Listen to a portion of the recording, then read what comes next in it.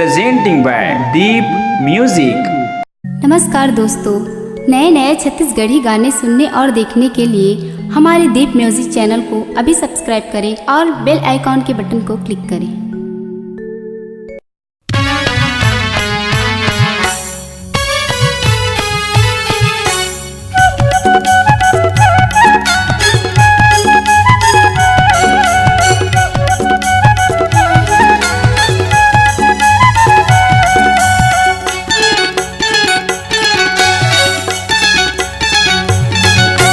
छोड़ के मोला जावत जोही तोर मोर मिलना कब होही। छोड़ के मोला जावत जोही तोर मोर मिलना कब होही। मोला बता देवो मोरे गाँव घूमेला मोर से मिलेला कब आबेवो। मोरे गाँव घूमेला मोर से मिलेला कब आबे ना।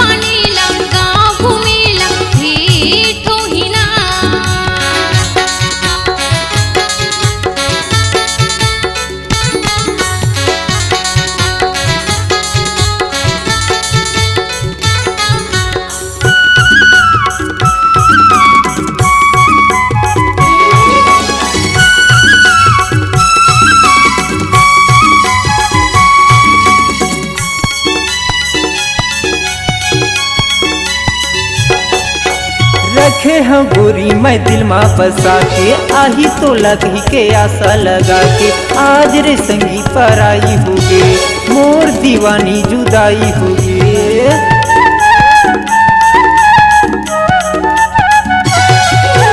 रखे हैं गोरी मैं दिल में बसा के आही तो लगी के आशा लगा के।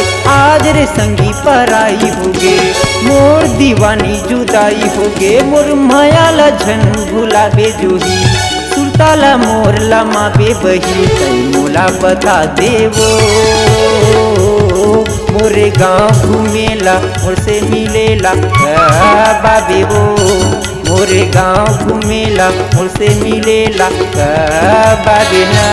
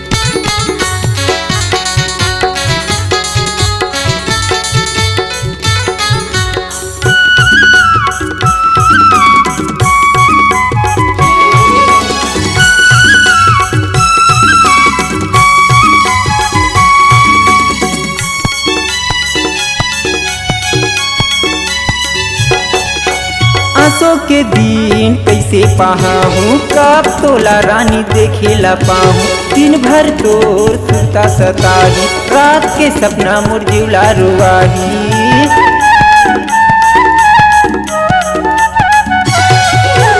आसो के दिन कैसे पाहूँ कब तोला रानी देखेला पाहूँ। दिन भर तोर सुता सताही, रात के सपना मोर जिला रुवाही, रोज रोज सपना माँ आके जूही, बैहा मोला बना दे बही, तई मोला बता दे वो, मोरे गाँव घूमेला मोर से मिलेला बाबे हो, मोरे गाँव घूमेला मोर से मिलेला बाबे ना।